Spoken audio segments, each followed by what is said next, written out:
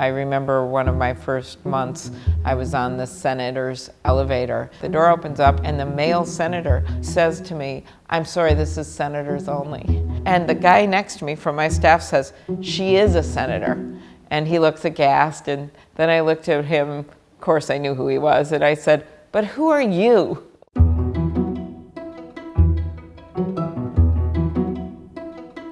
I'm Amy Klobuchar, and I'm the United States Senator for the state of Minnesota.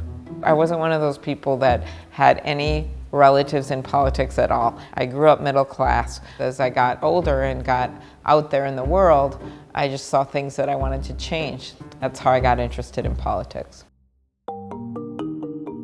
For me, the most poignant moment was when our daughter was born, and out of the blue she was sick, she couldn't swallow. Back then the insurance companies were trying to save money, and they had a rule you had to be kicked out of the hospital in 24 hours. Of course, she was in intensive care, but I'd been up all night. We didn't know if she was going to survive. We didn't know if she had a tumor. They couldn't figure out what was wrong, and they kicked me out. And I vowed that night to my husband as he wheeled me out. I said, "I'm not letting this happen to someone else." And I went to the legislature, and we passed one of the first bills in the country guaranteeing new moms and their babies a 48-hour hospital stay.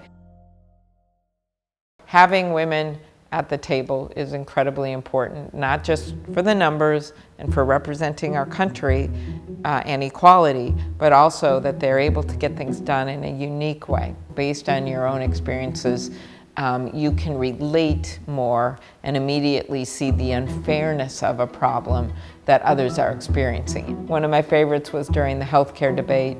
Debbie Stabenow sitting in a table, so during a somewhat boring negotiation on the Finance Committee, and one of the male senators said, "Well, I don't know why we would need maternity benefits in here. I've never used them. Why would they be mandatory?" And she says, "I bet your mother did." All those experiences I've had with the healthcare system, giving birth, okay, man can't have that experience. I think it's a perspective that you bring that others haven't been able to immediately identify with. It doesn't mean they can't be as strong advocates, it's just that they may not immediately have the empathy for the situation because they haven't lived it. Think about it, we're 50+% of the population, but there's still only 20 women senators. And when you look back through history, there's been 1,917 male senators and only 46 women. That is a pretty shocking figure. Male senators can get to where they are in different ways, and they can kind of wow some of their constituents with just looking like a senator. And we never seem to look like a senator because that's not how a senator looked in the old textbooks.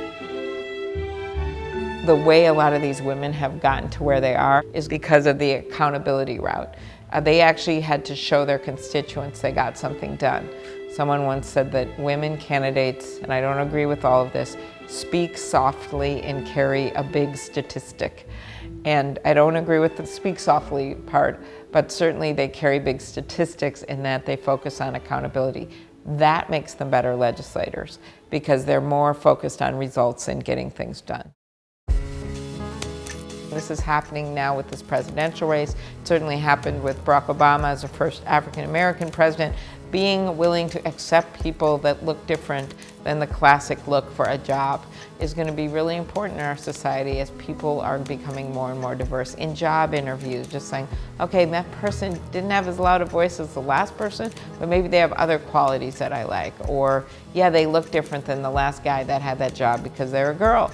Those are the kinds of things that voters have to think about when they're voting for people, and we have to think about when we promote people for office. Politics isn't easy, that is true. And it's never easy to be at a place where you're always feeling different.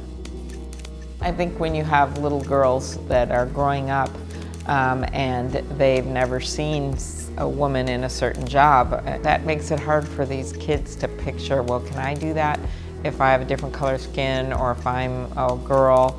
And you want them to feel like they're accepted and they can achieve that. And I think it's one of the reasons that we want to see more women in politics. My advice is always to keep your expectations high, that you can actually do this and enjoy it and get something done.